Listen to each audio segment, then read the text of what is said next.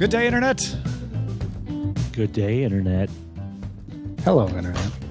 Good day, Internet. Hello, Rob DeMillo. How's it going? It's good. How are you guys doing? We're doing good. I'm considering a move to Arizona. I'm sorry? Because of State Bill 1341, the Arizona revised statute that would make Bitcoin legal tender in Arizona. Oh, jeez. Go read the entire bill, because unlike most bills, it's 22 lines long. So it won't take you but a minute. And it basically says the definitions of legal tender in Arizona will be pretty much anything the U.S. says is legal tender. There's 3 lines about that. Line 4, Bitcoin. Period. Then there's a line after that defines Bitcoin. Bitcoin means decentralized peer-to-peer digital currency in which a record of transactions is maintained on the Bitcoin blockchain. But yeah, this was what's hilarious about this too is this was introduced by Senator Rogers, but only one senator, not Senator Rogers, is on record supporting it yet. Brock Wilson. Brock Wilson, the actor? I don't know. Maybe. Does he not know? Does Wilson not know what Bitcoin is? Or maybe he knows too well. It's one or the other, right? Yeah, it's one or the other. Yeah. Or are they talking about the poker pro? Oh, wait. One Bitcoin equals $1, right? I'm fascinated by this. Will never go anywhere. Arizona's not going to make Bitcoin legal tender. But so what did Senator Rogers get out of introducing this bill? Like, Bitcoin. And what did Brock Wilson get out of just voluntarily stepping forward and registering support on the record before anybody else? Any voters that voted for Rogers would vote for Wilson, I guess. I don't know. I mean, would this be one of those things where they could it preemptively defeat a notion? Is there what? Is this one of those things maybe where they preemptively defeat a motion? Like you introduce something like this early so that it can get shot down so that you can use that later on. Oh, you mean that's why Rogers hasn't supported it because he wants it to? Yeah, maybe. I doubt it, though. Oh, that's interesting. Policy shaping. Yeah, it could be. It could be. I don't know that. Are you saying is it a trial balloon for something else, you think? Well, because sometimes they'll introduce legislation as to use as ammunition during pretty rare that happens, but it does happen. Yeah. Yeah. I mean, but what I'm thinking particularly in that state's case, what exactly advantage or maybe there's something I don't see because you limit the debate. That maneuver that he's describing is a way to stop the debate from causing people to get behind it and give the bill momentum and turn an unpopular bill into a bill that's popular. You just kind of rule it out right from the top. You kill it in the grave. In the grave? No, in the cradle. In the cradle. You take the cradle. You put the cradle and the bathwater in the grave, I think is how that. Yes.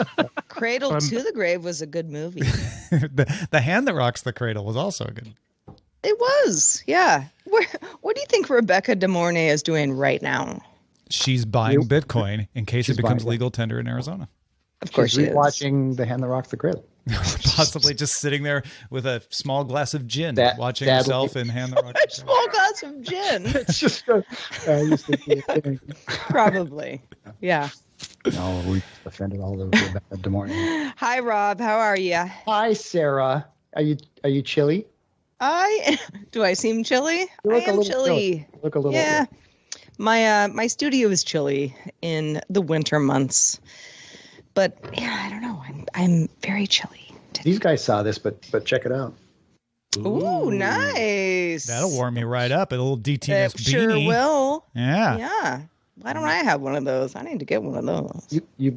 My kids took the way Rob got one was telling me the same thing. So maybe that's all you need to do. All of a sudden, I'll say, Tom, I'm dying out here. I mean, you have David Michael's email too. You just emailed. Yeah. The way you get one, Sarah, is dailytechnewsshow.com/store.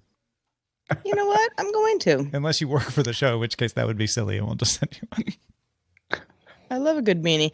I was when we thank our top patrons, over the years, I noticed that my mother is only a few people down the list.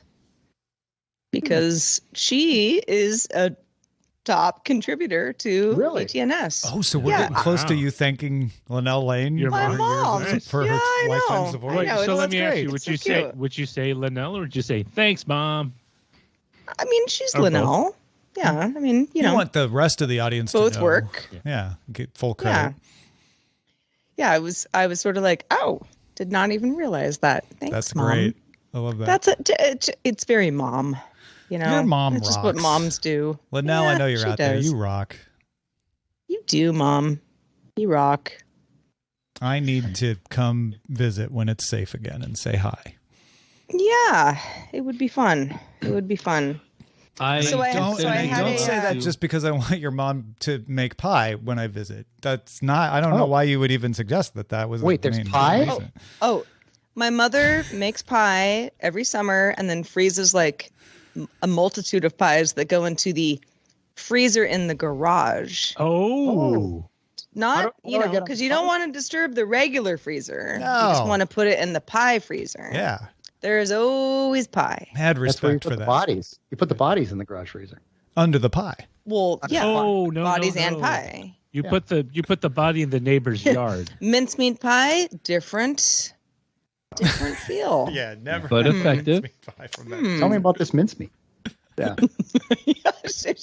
Don't worry about it. It's really good. I'll stick to fruit things. Who was it? Yeah. Who did you wrong, Mom?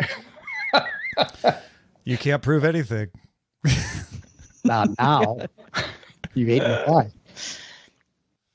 Wait, what was I watching? Oh, I wish I talked about this with Len yesterday. I won't spoil anything, but Len Peralta had told me you have to watch the show Dead to Me, which I hadn't watched until recently. And I sort of went back into the, I think it's a Showtime show. I don't really remember. Or maybe Hulu. Yeah. I don't know. With Christina Applegate and others. It's really good. It's really good. But it's very much, it's very much like one of those, like, who done it? You know, what are we going to do? It's crazy. Nice. You know, murder, mystery kind of thing. Fun. Yeah, it's a good show. What's it on? I don't remember. I think I think you're right. I think it is. It's either Showtime or Netflix, maybe. Actually, Showflix? it's Netflix. Is it Netflix? It is. Yeah, because I remember the opening and closing now. But good show. If you want to keep with the freezer theme, you can also watch Resident Alien. I love people talking about Resident Alien as it comes back. It's getting a little momentum, I feel like. Oh, it is pretty amazing. I don't know. I've always been kind of on the fence with Alan Tudyk. Why? What about him? Roger, did somebody do you wrong? Yeah, I mean, you're the only person I've ever heard to say that. Like, you know what? I don't like him. Something about him isn't right. Strawberry ice cream. That gives me gas. No. Just throw any noun out at Roger. Puppies. Puppies. What do you think about puppies? Who needs them? I'm sorry. That was just funny because we were talking about just how everybody loves Resident Alien. And Roger's like, I thought you were going to say, like, I don't know. I watched that. It wasn't very good. And you just when lay you right said into that, Alan Tudyk. I was like, oh, I thought of Resident Evil. That's different. Oh, that's much different. Very different. I don't think Alan Tudyk is in I don't that. watch that. Yeah. It's much different. Is the Resident Alien like an alien who comes to your house and is like, hello, Think of Northern Explosion, then drop Alan Tudyk as an alien in the middle of it. Yeah, like an illegal space alien that drops in. And he's a doctor. Yeah. Well, now. Oh. Right. Well, yeah. I mean, that's part of his story. Well, how many legal space aliens do we have? I don't know. How many have we seen? We don't know. That's right. We just turned this Twitch channel into a whole different show. How many as old as space aliens do we have is the real question, folks. Open your eyes. Show. Yeah. I mean, who on this panel might be a space alien? You're not going to tell us if you are. It from DTNS to Dan's. Dan's. That just sounds like a hair salon. Welcome to Dan's. Or a coffee shop. or dance studio? Dan's. Which ties into Tom's mug. Dan's as in as belonging to Dan? Like DANS, like Daily Alien News Show. Daily Alien News. I mean, there are a lot of Dans out there who we can pivot. Running small businesses. Roger, I know we're trying to expand content here on the Super Brilliant Network, but I don't know if Daily Alien News Show is necessarily where we want to go. We would just hire. That's what an alien would say. We hire people named Dan to host it. Done. I mean, I'm a fan of Dan's. Yeah. Well, good Dan's. In fact, I can't think of a Dan I don't like. We already have one, Dan. There's that one Dan. Yeah. We get Dan Campos. I don't know if I know it. To host, along with several other Dans.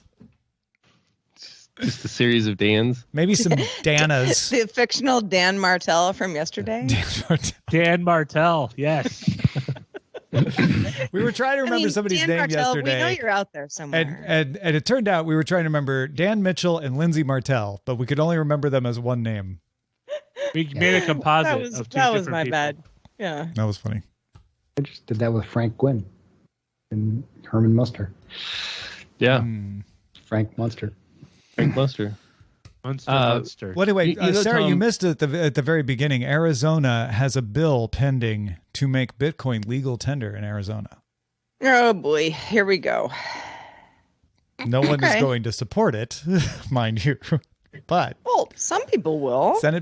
Brock Wilson, Senator Brock Wilson, has already gone on record supporting it. So yeah, you're right. Somebody will. And now we know who it is. Hey boy. I'm very excited. There's been a lot of topics on today's pre-show. You know, these would all make good titles. Oh right, yeah. We were gonna tell people that, weren't we? Go to showbot.tv/DTNS2 and vote on titles. Right now it's GDI, so it's all GDI titles. Once DTNS starts, then people will start submitting the DTNS titles. But get in there and vote on them. You know, vote early. You can only vote once per IP address, but. Oh, and 3 p.m. today, Los Angeles time. We're doing our StreamYard test. Pacific so if you want to, time, it applies to the whole time zone. It's not just... Right, Los Angeles time. Pardon you. Sarah and Mom were like, "Excuse us." You know who's in Los Angeles time? Alan Tudyk. Anyway, sorry. 3 p.m. 3 p.m. You were saying. You can drop by our Twitch. And it would be great if Alan could join us. That would be lovely. You know, just to kind of plead his case. Have you ever invited him?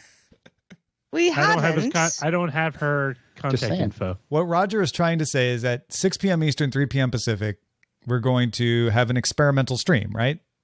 Yes, StreamYard. So we just need a few people, but if the more the merrier, to give us feedback on what you see on the GDI Good Day Internet Twitch. If you're watching or listening to this later, you missed it. I'm sorry. But if you're watching or listening live, swing on by. But unless you're listening just a little bit later. Right. I guess so. I guess there's a window in there, right? There's so I could listen to this in 2023 when I could do this? No. Well, no. Preferably by 2023 we would have had our marbles in a bag, and by 2023 it'll be the Dan's show. It'll be entirely different. Hopefully. It'll be Dan's yard. We'll have pivoted to alien coverage. I think we should start the show. What do you think? Yeah. I think that is a great idea. Well, I don't know. Are we doing a show? There's a show. Let's start another one inside this one. Every day we do this. Like every day. Should we start the show? I don't know. Should we? Yeah. We're all here. Well, yep. Here we go. Fine Swiss watch, Sarah. It's a fine Swiss watch. Coming up on DTNS, how's that pivot to services going for Apple, the state of battery swaps for EVs, and Google listened to us. OMG. G stands for Google. This is the Daily Tech News for Friday, January 28th, 2022. In Los Angeles, I'm Tom Merritt. And from Studio Redwood, I'm Sarah Lane. I'm the show's producer, Roger Chang. And joining us, Chief Technology Officer at Skidmore, Owings, and Roger didn't put the other part in Merrill. there. Merrill. Oh, it didn't line wrap. Roger put it in there. It didn't line wrap. It's Google Docs' fault. Fix it, Google. Rob DeMillo, how are you? Good to have you here. I'm good. Thank you very much. Appreciate you guys having me again. We were just talking about Arizona's pending bill to make Bitcoin legal tender with Rob on our longer version of the show, Good Day Internet. You can get that at patreon.com/DTNS. Speaking of, big thanks to our top patrons. Today they include Michelle Sergiu, Mike McLaughlin, and Miss Music Teacher. Let's start with a few tech things you should know. IDC reports that Samsung retook the #1 spot for smartphone shipments in 2021 with 20% market share globally after shipping 272 million phones during the year. Apple was in the #2 spot with 235.7 million shipped phones. Xiaomi took third place with 191 million. Oppo was next with 133.5 million. And Vivo after that in the top 5 spot with 128.3 million. Overall, companies shipped 1.35 billion smartphones in 2021. That's a 5.7% increase over the previous year, but supply chain issues continue to plague the entire sector. Counterpoint Research had slightly different overall numbers for the top 5, but noted that this marks the first time the smartphone market has grown year over year since 2017. Microsoft and 35 U.S. states, led by the state of Utah, filed amicus briefs with the United States Court of Appeals for the Ninth Circuit, supporting Epic Games in its appeal in its case against Apple. The states argue that the court should have applied Section 1 of the Sherman Antitrust Act to Apple, even in the case of a unilateral contract with developers, which prohibits, quote, every contract combination conspiracy in restraint of trade. TechCrunch found FCC documents that show Joby Aviation is seeking permission to test its pre-production prototype vertical takeoff and landing aircraft over the San Francisco Bay near tourist spots. Joby told TechCrunch it's still securing permission and has no confirmed plans just yet. WhatsApp's one of the most popular messaging apps in the world, but you might not know it to talk to some folks in the United States. Most of its 2 billion users are elsewhere. So WhatsApp is beginning a marketing push in the U.S. this weekend during the U.S. football playoffs this Sunday. Head of WhatsApp, Will Cathcart, told The Verge he also thinks the fact that WhatsApp works on iOS and Android will be appealing to people frustrated by the green bubble issues. Cathcart also said WhatsApp has no plans to support SMS or its more secure and feature-rich successor, RCS. All right, let's talk a little more about how we all won and convinced Google to change their mind. By we, I mean the entire internet, not just DTNS, but we'll take part of that W. Last week, we told you about the fact that people who had been using a version of G Suite that gave them Google services with domain names for free for more than a decade were finally being asked to pay or lose service by September of this year. A July deadline to make a decision, but they wouldn't actually lose service till September. And we all had different takes on whether we thought this was unfair or not, given the amount of time that people had to switch. Some people said, but they didn't give us enough warning, even if there was time. Still, we all generally agreed that since Google offers free services without domains, that maybe Google could offer a way to migrate people off the domain to the free without domain service, and that might be better. Give people the option to just lose the domain, not all of their data, if they can't afford the $6 to $18 per user month fees. Well, Google apparently listened. The support page for G Suite Legacy Free Edition users now says it will, quote, provide an option for you to move your non-Google Workspace paid content and most of your data to a no-cost option in the coming months.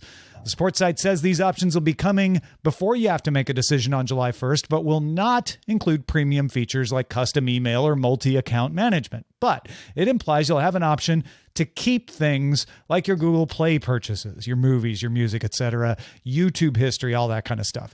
If you log into your free account right now, and you're not a business, you got fewer than 10 users, you can take a survey to say, I'm not a business. And if you fill out that survey, it's a one-question survey. There's 2 questions. The second question is it okay for us to use the information in the other question?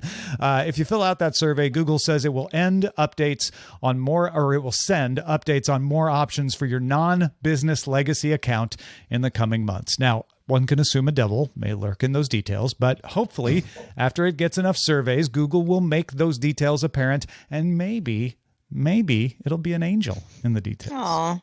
Oh man. Well, as somebody who is, I'm in limbo in this situation. I have a custom domain. I've been using G Suite for this for some time now.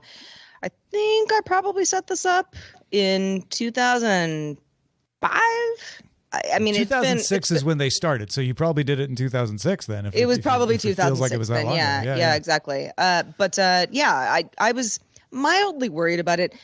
At the same time, it's sort of like, okay, you have until September. It's January. Okay, it's not like somebody said you're going to get kicked off. You're not going to be able to read your saralane.com email starting tomorrow. That would be a much bigger deal. But Google, and I think, and especially we've gotten a lot of folks writing in saying, this would affect me and here's how I use it, and a lot of folks saying, and I have a family of 10 and we're all using this. And, if it was per, a cost per user per month, that's really going to add up. That's not tenable. Yeah. It's just me. $6 per month wouldn't probably make me, leave Google and figure something else out. I also don't know what else I would figure out that would be free at this point, but it's nice to know that Google is kind of saying, okay, I see how we're screwing a lot of people over potentially, and we want to make sure that we're not alienating customers who will buy lots of other services from us. Did you take the survey? No. Oh yeah, did you take the survey? Take the survey. You should take the survey. Well, okay, I will. This is the era. This is the era of big companies blinking. By the way. Yeah. Right. No kidding. We say that. What we really meant was, there's a lot of this. And the reason I all joking aside, the reason everybody who's affected by this should take that survey, within the next few days, is that Google is probably going to tailor what they do based on how many people say, I need this, right? Because if it's 12, then they can do a whole different response than if it's several thousand, which is probably several thousand, if not more, right? This was probably a ham-fisted attempt from Google to do cost recovery, right? Because they're just assuming that people that have domains attached to their Gmail accounts probably have small little businesses running, as opposed to vanity accounts and everything else. But it's all folks with vanity accounts are getting probably the most affected by this. And those are the loudest, right? And I think Google underestimated how loud they would be. So that's why they're like, if you're not a business, we'll talk to you. We want to avoid the PR splash. So there you go. Yeah. Very cool. Well, earlier this month, on January 7th, to be exact, we talked about the U.S. ITC decision that Google infringed on 5 audio technology patents held by Sonos related to controlling a group of speakers. Google released ITC-approved redesigns to bring their products into compliance and avoid import bans. One of those changes meant that users have to adjust each speaker in a group's volume individually now. Not the end of the world, but annoying if you have a bunch of speakers in your house and you like to control them together. When we talked about it a few weeks ago, we said, so instead of paying Sonos a license, Google decided to remove functionality and asked if you thought that was fair. Obviously, that ended up giving us quite a few responses. Rob, I think, if I'm not mistaken, you're in the camp of, no, that does not seem fair. And if you don't use Google speakers, you shouldn't get too comfortable because Sonos may target other speaker systems as well. Yeah. But let's start with Sonos versus Google and why you're not happy with the outcome. So, well, aside from the fact that literally a week beforehand, I ripped out all the Sonos in my house and put Google speakers everywhere. And Google, so there was a little insult added to the injury. Powering the whole house. Well, and why did you do that? Because the Sonos, Sonos doesn't give you. So let me back up. I've got this long-standing thing of like, I repel against companies that have this siloed system that don't give me the option to expand to other things. And Sonos is one of those companies. It's even though they produce really nice equipment, you have to get their equipment, right? I can't use my Bose things with, it's got to be a Sonos thing. So that was annoying. I got annoyed when Sonos, gurgled on the version 1 to version 2 version of the speakers. I didn't want to go through and refresh all the speakers in my house. I didn't want to remain on the old version of the product. So there's just a number of things that had bubbled up, and it's like, you know what? I don't need this. I'll pull the Sonos speakers out. I'll use Google AudioCast everywhere, and I can attach those to my regular speakers in the home. And plus, it will pay attention to my voice, and I can have podcasts like DTNS, like play over the speakers without too much difficulty. So all that stuff was working out really great. And then this thing happened. And I was like, well, seriously? And it is an inconvenience, of course, to, send audio to the whole home and have to like walk into the room that you want the volume to change at and go change that. But really there's something else fundamentally going on here. And it has to do with, obvious versus non-obvious art in IP. And what I'd like to find out, and it's really hard to find out with all the media going on around this, is Sonos saying that Google specifically stole the actual code to do speaker control and other functionality. There's other functionality they're not telling us, right? So did they take the actual code, or did they take the concept? If they took the concept, I call BS, right? If they took the code, sure, but that means that Google can code around it and do the code in a different fashion. And if it is the fact that Sonos is trying to claim obvious art, then the next in line would be Amazon, right? And you already hear rumblings on the internet about the Amazon Alexa service being the next target, right? So. I mean, as somebody who I have 1, 2, 3, 4, 5 Sonos speakers in my tiny little house, why not? But and I'm sort of committed to the platform at this point. But I echo quite a few of your sentiments, Rob, where this isn't ideal. I just find them to be superior speakers. Yeah. But I'm also using Amazon's service, we'll call her A for now, through all those Sonos speakers. And if there was any issue between the two companies, sure, I could figure out another option, but that would be extremely, it would suck. It would suck. Yeah.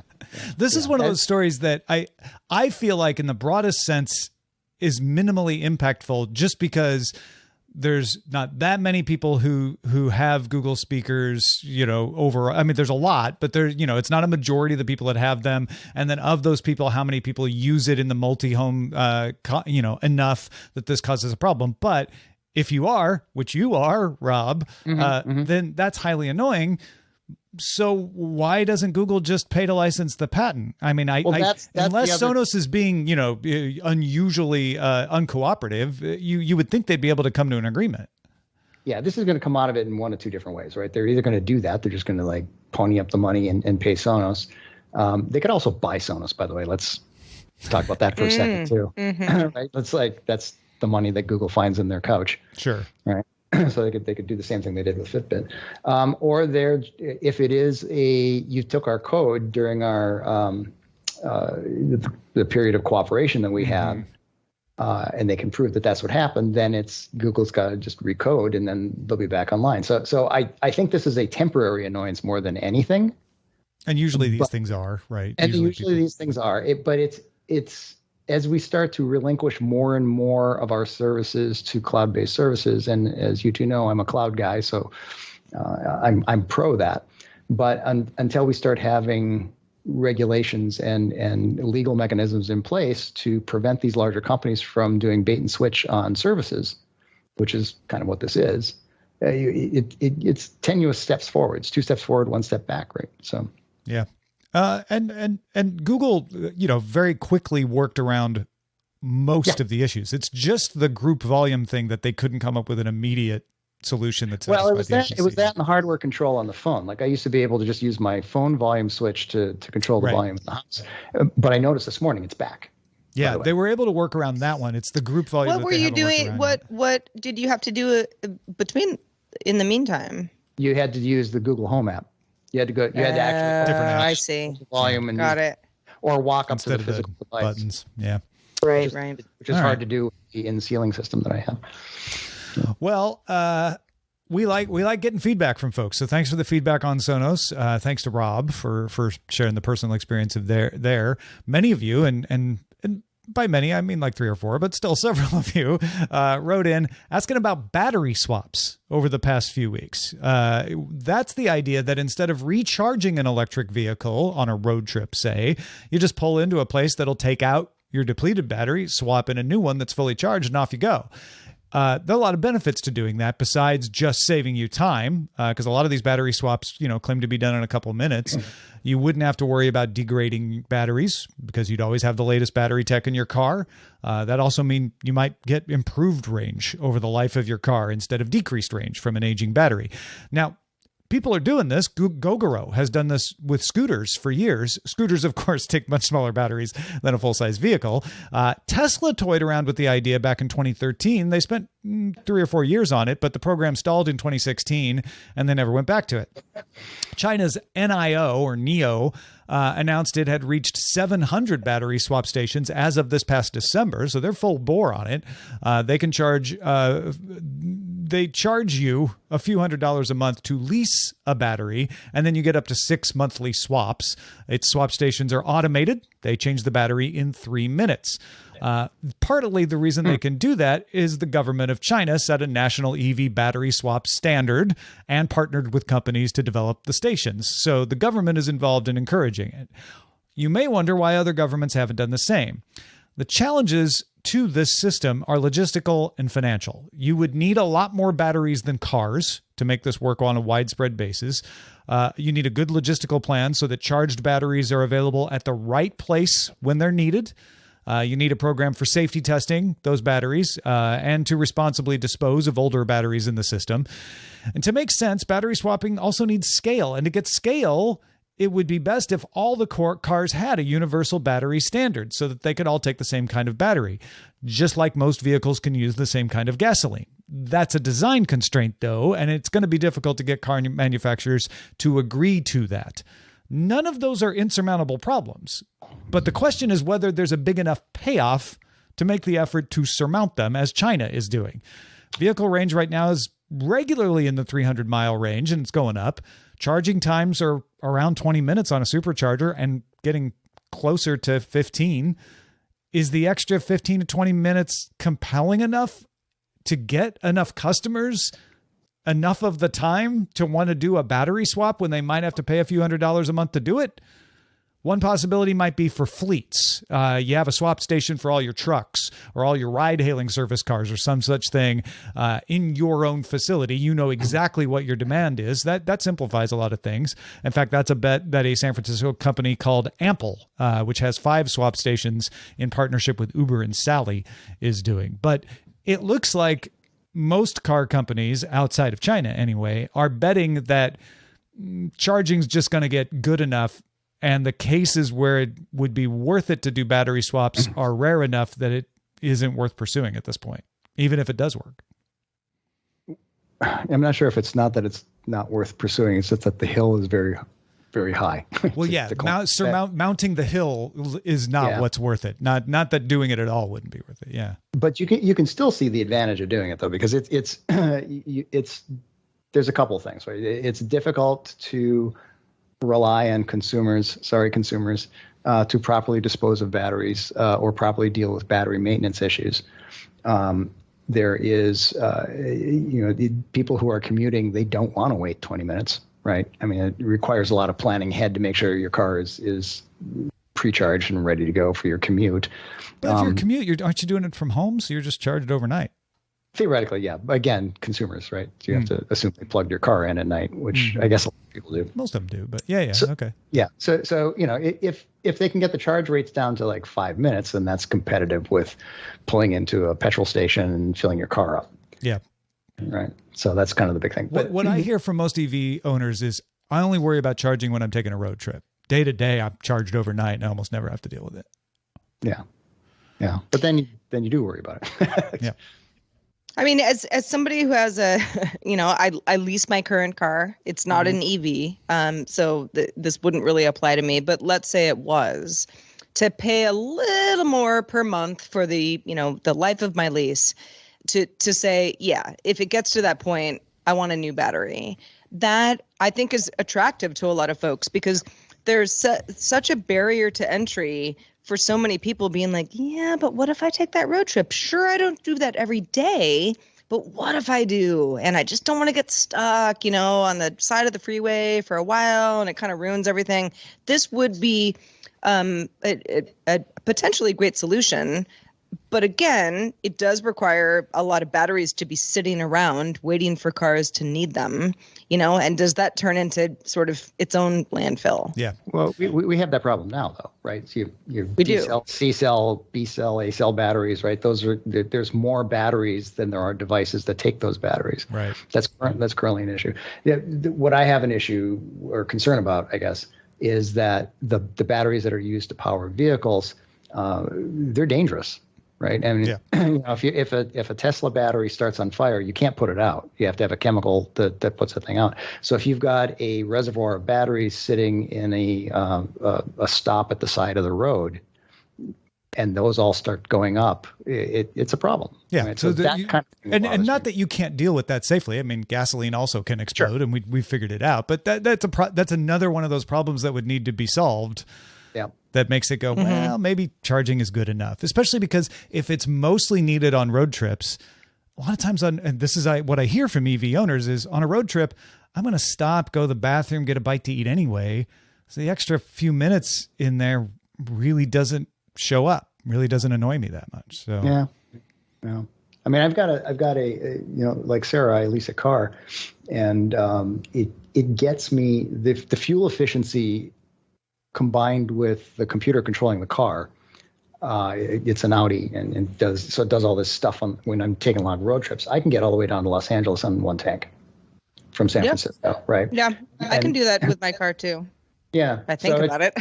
Yeah, so it's kind of it's and would I be annoyed on that trip if I had to stop twice, which is what you'd have to do in a Tesla? Maybe. I don't know. It's unclear. If you regularly drive your EV from San Francisco to Los Angeles, send us an email. Feedback. Yeah. Do you not need a bathroom break? If so, how are you an alien? Yeah. Feedback at dailytechnewsshow.com. Please do. No, seriously.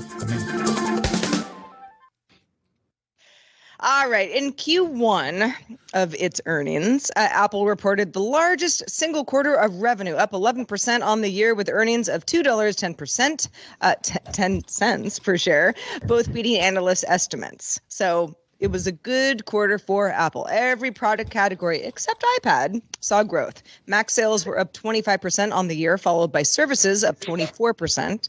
iPhone revenue grew 9%. And CEO Tim Cook said that supply issues were improving, with chip supply on legacy nodes still the biggest issue. So how about that transition to service revenue? Because we've been talking about this for some time, Apple wanting to be more of a services company. Well, that made up less than 16% of Apple's overall revenue. So still a small chunk, but not insignificant and growing. Apple reports that it has 785 million paying subscribers in total across all the services it offers, up 165 million over last year. So a good growth jump. Getting subscribers is helped by having people who use Apple devices. We talk about this all the time. The walled garden. The active Apple install base grew by 150 million devices to 1.65 billion devices. Apple's services segment includes the App Store, iCloud, and Apple TV Plus, as well as music and news and games, fitness, payment, and other services. So you might ask, okay, how is Apple TV Plus doing since Apple doesn't break out those numbers specifically? Well, Apple was a little cagey about this, but CEO Tim Cook focused on the number of awards and nominations that Apple TV Plus's programming slate has enjoyed. 200 award wins and more than 890 nominations. I don't know how you would get that many nominations. Probably some award shows I've never heard of. A lot of Emmys, a lot of weird Emmy categories. A lot of, guess. Sure. So, but rather than, focusing on viewership or subscriber numbers, Cook mentioned, popular feature films, The Tragedy of Macbeth, for example, or Coda, Swan Song, threw in some plugs for upcoming series, Severance, The After Party. And in response to an analyst question about, well, okay, where is Apple TV Plus going? Would it, for example, want to acquire a studio? Where's the growth going to come from going forward? Cook said, we don't make purely financial decisions about the content. We try to find great content that has a reason for being. Cook went on to say, and this is a quote, we love shows like Ted Lasso and several of the other shows. He couldn't remember any of those. We have a reason for existing, and that may have a good message and may make people feel better at the end of it. But I don't feel we've narrowed our universe of things that we're selecting from. There's plenty to pick from out there, and I think we're doing a pretty good job of it as we speak. So, well, that was very Hollywoody of Cook. It's like he spent time in Hollywood for that statement. I'm not going to comment on the hardware. See my previous comment about Sonos. Even if the silo is big siloed companies drive me crazy. But the content thing is interesting because they have failed kind of spectacularly at services in the past, right? It's Apple Maps is. It's better than it ever was. It's been a long road for Apple. It's been a long, put it that way. I see what you did there. I see what you did there. And their ability to deal with, iCloud and the rest of it, it's just been, they don't know how to deal with the internet. But this is an area that they could probably succeed in. I mean, going to 16% from 0 is a pretty good number, I got to say. And it probably, I haven't looked at the charts, but I'm sure it corresponds to the fact, to the timing when they opened it up, because it used to be you can only get Apple TV on the Apple device, the Apple TV device, and they opened it up, and now you can get it on Chromecast and Amazon Fire and all the other stuff, and that probably resulted in explosive growth. Yeah, that and Apple One bundling stuff I think probably helped too. Right? Yeah, I absolutely. Yeah, the same is probably true of Apple Music. I don't use that either, but I know that the numbers there have increased as well. So that strategy, I think, is paying off. As to whether they're going to buy a studio or not, I mean, Amazon did it, but Netflix hasn't, right? Netflix, I mean, they have their own internal studios that they built themselves, but I don't think they've acquired any studios. Yeah, they've acquired content, like Miller World, correct. But they haven't acquired a studio the way we think of, the way Amazon wants to acquire MGM, for instance. Yeah, I don't know. I think people misinterpret Apple's strategy, and I think that's what Tim Cook was dancing around, which is we want to make really good shows. And right now, we're not worried about competing with Netflix. What we want to have are really good shows that we can point to and say, hey, if you're in our service universe, we've got Ted Lasso. We've got Tom Hanks in movies. They also want you to watch Netflix on Apple TV as well. They'd prefer it if Netflix offered their subscription through the App Store so that they could take 30% of it. And I think that's really what they want, is they want to take a cut of everything. They want to offer channels and all of that. And Apple TV Plus is always going to be a little bit of a loss leader to that, I think. They're doing it now. Like, I was surprised. Like, I started watching Apple TV. What's the device called? What's the service called? Apple TV is the Apple service, TV, and Apple TV Plus is the service. Yes. Okay. So I started watching Apple TV Plus because of Ted Lasso and Foundation and a few other Mythic Quest and a few other things on there that I like. And the quality of the production is extremely high. Like it is. They've done a really, really nice job with it. They have a long way to go to catch up to Netflix and HBO Max and some of the other and Hulu, right? But if they continue pumping out content like that, that's great. But what I was surprised was they seem to be taking the route that Amazon's taking, where they've got a hub of other providers. You can subscribe to Showtime via Apple TV Plus, right? And all these other services, which, I played with a little bit on Amazon and I found it very confusing. So I just go right to the content provider. I get apps for, I've got my own Showtime app and all that stuff, and I just use it that way. Because it's confusing when you're navigating. But you're right. They want to be the portal that everyone logs into, and they take a little piece of the pie as you go from Apple TV to Showtime or Apple TV to Stars or wherever else you're going to go. Yeah, I think that is the plan. And whether it's as an add-on to Apple TV Plus, or whether it's just an app that they're taking 30% on, maybe 15% of in Amazon's case. They just want a little cut of all that action. All right, let's check out the mailbags here. Let's do it. By the way, feedback at dailytechnewsshow.com is where to send an email that you want us to read, something that we've talked about on the show, something that sparks your interest that we might talk about on a future show, such as Andrew. Andrew wrote in and said, I have two things on the zero trust story from Thursday's show. Number one, there are already some widely used government-run zero trust systems, at least in the Department of Defense. Platform One has one, and I'm sure that there are others as cloud-based deployment and development gains popularity. Cool. Number two, standardization and interoperability between zero trust providers is not fully ironed out yet. I have to use a zero trust tool from vendor A at my job to access one set of networks, while another set of networks that currently runs on a VPN is transitioning to a zero trust app from vendor B. If the two are installed on my computer at the same time, it seems like neither will work. I'm a long tenured software engineer, and I don't really know why, says Andrew. So good to get a little inside inside info on that. Thank you, Andrew, for sharing that. The plan is really good. The execution always is where the issues can crop up. There's an interesting article on TechDirt today about military folks using Signal, even though it's officially against policy, because sometimes they don't have the official policy approved messaging app because they don't have a phone that has been issued that can run it. So there's always those workarounds out there. Well, thanks to everybody who writes in. Thank you to you, Andrew, and everybody else who sends us email. Please keep it coming. It's always nice to get your thoughts. It makes our show better. We also would like to thank our brand new bosses. Got two of them today, Stacey Hall and Richard Terry. Both just started backing us on Patreon. Thank you, Stacey, and thank you, Richard. Also, thanks to you, Rob DeMillo, for being with us today. Always a pleasure to have you. Let folks know where they can keep up with what you do. You big lug. You can find out everything I'm doing at About Me. So About Me/Rob DeMillo. And of course, if you want to check out Skidmore, Orings, and Merrill, my friend, you can look at www.som.com and find out what we're doing. Well, thanks for being with us again today. And a reminder for folks, you might be listening or watching live, but if you aren't, we are live Monday through Friday at 4:30 p.m. Eastern, 21:30 UTC. We have a lot of fun chatting in the back channels about everything we're doing. You can find out more at dailytechnewsshow.com/live. And we will be back Monday. I hope you all have a great weekend. This week's episodes of Daily Tech News Show were created by the following people. Host, producer, and writer Tom Merritt. Host, producer, and writer Sarah Lane. Executive producer and booker Roger Chang. Producer, writer, and host Rich Straffolino. Video producer and Twitch producer Joe Kuntz. Associate producer Anthony Lemos. Spanish language host, writer, and producer Dan Campos. News host, writer, and producer Jen Cutter. Science correspondent Dr. Nikki Ackermans. Social media producer and moderator Zoe Detterding.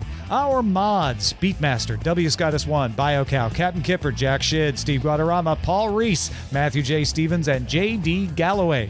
Mod and video hosting by Dan Christensen. Video feed by Sean Way. Music and art provided by Martin Bell, Dan Luders, Mustafa A., Acast, and Len Peralta. Live art performed by Len Peralta. Acast ad support from Trace Gaynor. Patreon support from Dylan Harari. Contributors for this week's shows include Scott Johnson and Justin Robert Young. Guests on this week's shows included Owen J.J. Stone, Odocta, and Rob DeMillo. And thanks to all our patrons who make the show possible. This show is part of the Frog Pants Network. Get more at frogpants.com. Diamond Club hopes you have enjoyed this program. Apologies, though, Doctor, for saying your name wrong in the credits. You'll never hear the end of it, Tom. I know. But I wouldn't, even if I'd gotten it right, so I guess it's fine. You're supposed to remember everything all the time. Don't you know? Yeah. Yeah, I know. Are you not perfect, human? Your job. Hey, folks, if you're watching live and you would like to get that wonderful DTNS beanie, a.k.a. skull cap, a.k.a. toque, Rob DeMillo is modeling it for us on the video right now. How's it feel, Rob? It's great. Actually, and I'm not making this up. I wear this thing almost every day. It's comfy. I was wearing it the other day on the dog walk. very comfortable. Yeah. You can go to dailytechnewsshow.com/store and buy one. And if you're watching us live, type cheese right now, all lowercase in the Twitch chat, and win a 20% discount code for the DTNS store. If you are selected after typing the word cheese, it'll be whispered to you on Twitch. It's valid for 1 week. So I hope everyone took their Lactaid, because there's a lot of cheese in the chat room. I was having an argument, not even kidding, with somebody earlier today. Yeah. Can you imagine? No, we were having an argument about cheese. Oh. Because so one of my favorite things in the world for a little snack, let's say the 49ers are playing on Sunday. What am I going to do? I'm going to sit on the floor at the coffee table. I'm going to eat tortilla chips and salsa and have a little shredded cheese on top. So I mentioned that to a friend, and he was like, cool, yeah, whatever, fine. You're making nachos. And I'm like, no, they're not nachos. Like, nothing's heated. It's just cheese and salsa and, really good thick chips. And he was like, what are you doing? Wait, what kind of cheese is this? Just shredded taco blend. Okay, so it's not melted. No, it's not melted. Right. But it's not, and it's not a dip. You just got some cheese, some shredded cheese. I mean, it's you could think of it as you're dipping it. It's more of a sprinkle. I mean, it's not like that Cheese Whiz kind of dip where it's like. Oh no! It's. I mean, taco blend is basically shredded Jack and cheddar. Yeah, it's Jack and cheddar. Yeah. Right. Yeah. So it's not but, kind of finely. Yeah. Yeah, I could shred it myself, but I just tend to buy them. Your argument is it doesn't become nachos until you stick it under the broiler. Well, so he was just like, "What? You're kidding? Like you're not melting the cheese?" And I was like, "Cheese is good. I mean, unmelted." It does feel a little bit like a missed opportunity, but if I'm lazy, I don't know. If I'm lazy, I feel like it's like that's fine. I got no problem with it. It's cheese. I'm here to ask the hard hitting questions. Okay. All right, Sarah, do you use jalapenos? Do you put jalapenos on that? Sometimes, yeah. Okay. Yeah. I always have jalapenos in the fridge. That's a staple. So they're out of a jar or can or something. They're sliced and ready to go, and they've been soaking in vinegar. They're in a jar. Pickled. Okay. Pickled jalapenos. And and then if you have an avocado handy and you want to get crazy, you do a little olive on the top. Little off. So what you have, that's the most California thing I've ever heard you say. So what you have then is a deconstructed taco. Well, and I'm like, it just tastes good. But my friend was like, I just can't believe, because we've talked about this, sometimes over the years, we talk about food a lot, particularly cheese. He's like, I just can't believe you haven't been melting the chips in the oven with the cheese this whole time. Oh, in the oven, please. We didn't got time for that. Just heat up. No. I don't know. Like I don't feel it's weird at all. Tell them you're being environmentally responsible. You have unmelted cheese on sandwiches. I'm not wasting energy. With there we go. That's the green angle. Yeah, you have to get the green. These are green nachos. There you go. With a little olive on them. And when people say, well, but what you're gonna like fill up every chip, like where you have to do the salsa and the cheese and maybe a little avocado and maybe jalapeno every time on every chip, and I'm like, that's what makes it fun. Yeah, it's a different experience, folks. It's a fun, finger food. It's deconstructed taco. That's perfectly fine. Thank you. I appreciate this because I was feeling like, well, I guess I'm just really crazy this morning. Listen, I've been there. Sometimes I'll throw them in the microwave to melt the cheese, but sometimes I don't even have time for that. You just want to eat. Just want to eat the thing. Yeah. Cold pizza, also fine. Right. Exactly. Okay, I can't go that far. Can't go there. We just lost Rob.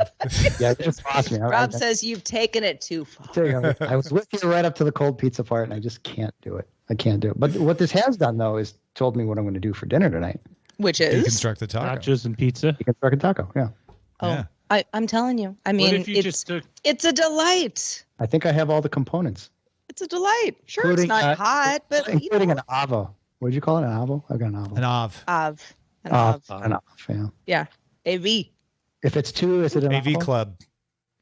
Yeah. Yeah. Are you in the AV club, Rob? I do have AV Club. You might be. That's funny at the same time. I like to put my cold pizza in the broiler and just let it sit there for about 3 minutes. No, That works. Cold Sure, pizza nothing on. wrong with that. You get a cast iron pan, little olive oil, put cold pizza on there, 2 minutes. I do Chris? that, but with olive oil. 2 minutes from when the pan has been heated. Wait. What did I say? Is that 2 minutes after you've heated up the pan, or from You like, a said cold... olive oil, but I was making an olive joke. Oh, I see. Avocado. Yeah, got it. Because Avocado oil, always a real good thing. for Yeah. high heat tolerant. Exactly. No, situations. because olive oil actually has a very low smoke point. Yes, No, you could change that no avocado to a oil yes. Yeah. Yeah. Avocado oil, coconut oil. Peanut oil is pretty good. Algae Something oil, I'm else. incredibly hungry right now. And cottonseed oil. Have you ever used cottonseed oil? I don't sesame think you're oil. supposed to. I think cottonseed is kind of one of the bad oils. Yeah, Why? I don't know. it's got. I just cotton feel seed. like I remember that. You know You what? don't You like know what to I think? touch the feel of You know what I think it cottonseed is? oil? Because Like when you shirts. hear Ugh. hydrogenated sure. cottonseed oil, everyone says, "Ooh, Well, yeah, stay hydrogenated. away." Yeah. And shorts That's have too much different. starch, Tom. So. Sorry. Thank you. Let's pick a title for this show Yes. do over it. at showbot.tv/DTNS2. I'll read off the top 3 vote getters. Thank you, everybody, for voting. We got some good votes, 46 DTNS votes, 62 GDI votes. Here are the top 3 vote getters, and then Roger will tell us which one we picked. Zoe brings bacon, obvious versus non-obvious art. That's a good one. Zoe brings bacon also with Google thought the people, and the people won. Oh, Aw. And I love Larry in it. Atlanta with Google actually listened to us. We had to go with Larry in Atlanta's Google actually listened to us. Yeah, it's a nice. It was in the snappy cold open. Yeah. GDI, top 3 vote getters. Zoe brings bacon with put the cradle and the bathwater in the grave, which is literally something I said. So, yeah, that's fair. Larry in Atlanta with how many illegal space aliens do we have? Yeah.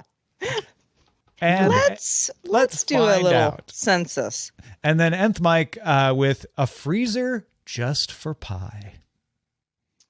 The best We freezer went with Lion Jim videos. That's what an alien would say. that one's good too. I do like that one. We also got some raises. Thank you, folks, for showing that you think we did a good job. Savage Bunny gave us a big old raise. Bill Johnson at SW Texas also gave us nice big raises. Thank you all. Whoop, whoop. We appreciate you showing faith in the show. Also, thanks to everybody over on Twitch who's been supporting us there. We got new followers. Cam39028, J Valentine05, and Defiant Geek. Welcome to the club. Got bits from Zoe Brings Bacon and Aldi LDL. And Grest Uther resubscribed for the 30th month. Gave us the old thumbs love up that emoji. name. Yeah. I love that name. Thank you. And thank you, Rob DeMillo. It was a pleasure having you back. Oh, no. Thank you, Thomas Merritt. I appreciate it. Good. I like being here. I'm glad you do. We like We having you. like having you. Yeah. It's all cozy. Come back early and often. Until Monday, everyone, please have 3 good days. Yes, including Consecutive? today. Consecutively or just? Well, 3 good 24-hour Just, periods. you know what? Work it out how you need to. Whatever Just you have need. three Then of them. make sure they're good.